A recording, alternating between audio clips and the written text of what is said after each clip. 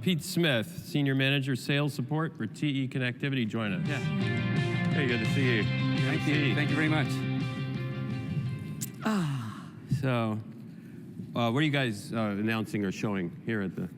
Actually, we're TE Connectivity is a gold sponsor for this show. That's right. This time, but we elected not to put a booth up.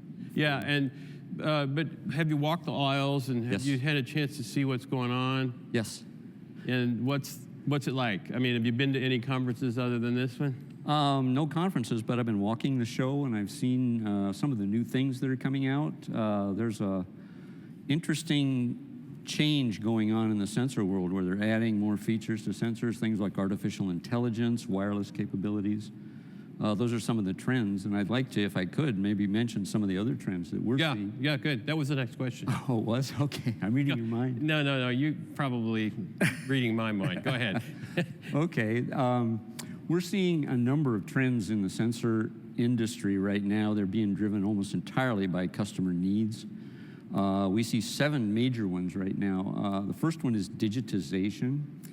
The sensor industry is about probably 15 or 20 years behind the digital world. The world went digital about 20 years ago, and sensors did not. Interesting. And mostly because most customers were still asking for analog products, analog outputs. And as time has passed, it's become more convenient to connect sensors to microcontrollers and digital systems and wireless systems to have a sensor with digital output. And I would say right now, I'm going to guess that about half of our sensors right now that we ship are digital output, but the balance is still analog. So there's a large part of the world that's using analog, but it's moving quickly. I would say in 5 years, the balance will be 80-20. So digitization is the first thing we see. Miniaturization is the next trend we see, making these sensors smaller. Customers are asking us to make them 0 dimensions, 0 millimeters by 0 millimeters. That would be nothing. That's right, and then they're going to ask us to charge nothing for them. Oh, so and still sort of magic, I guess. Yeah, but they want more features. So we work hard to try to move in that direction, obviously. I think our smallest sensor right now is 220 microns. Yeah, some of those pictures I've been seeing in some of the booths, I mean, kind of blows your mind. Oh yeah, we have a blood pressure sensor that actually goes in the end of the catheter. It's 220 microns wide, 3 French. Yeah, then the catheter has to be small for obvious reasons. Very tiny. Yeah. So miniaturization is really important. We're seeing low power is the next one. People want to operate these sensors on microwatts of power. Fortunately, a lot of the electronics that go in the sensors these days is capable of doing that, and so we take advantage of that. And the main reasons customers are asking for that is because they're moving toward battery-powered and energy-harvested applications where they're putting sensors. Yeah. So we're seeing a lot of motion in that direction for the low power.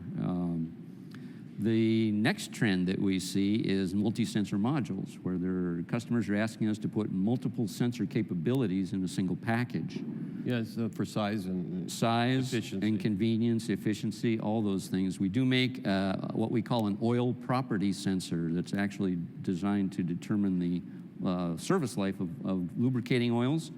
It measures density, dielectric constant, temperature, water content, and one other thing that doesn't pop into my head right now. Temperature? But it measures, did I say temperature? 5 parameters that this sensor measures in a single package. Yeah. And so it's much more convenient for the customer to insert this into their application. And the logistics issue is better because you end up with dealing with only 1 supplier and not 5.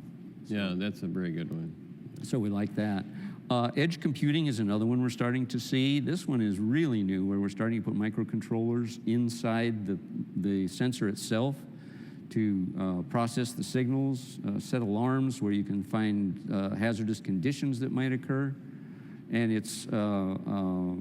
we're making the sensors smarter, if you will, by adding a brain to them. And that's really new. We have a couple of sensors now that are doing things like on an accelerometer, we're doing fast Fourier transforms at the sensor now, providing the process data to the system, and it makes it easier for them to use it too. Another place that we're seeing trends are in creating sensors that have are able to withstand harsh environments. Outer space. Outer space. What's happening is people are putting smart factory principles into operation, and they're starting to put sensors in factories in places that aren't so friendly to sensors. Yeah. So we have to package these sensors so they survive. I mean, if you walk into a steel mill, it's not a very friendly place for electronics if you walk around. And people want to put sensors all over the equipment in the steel mill. And we end up getting requests to make sensors that will survive that. So, and then finally, wireless, that we mentioned before. And that's ubiquitous. That's, everybody wants to go that way. Yeah. And TE, I don't have my badge on, but TE is a big connector company, but we're promoting. Well, you have a great logo on your shirt. Oh, okay, that's right. It's perfect, and it's very colorful. Well, we're out of time. Thanks a lot. Okay. Really appreciate Matt, it. no problem. Nice to Pleasure. meet you. Thanks for having us. Yeah, Bye-bye. thanks for coming back.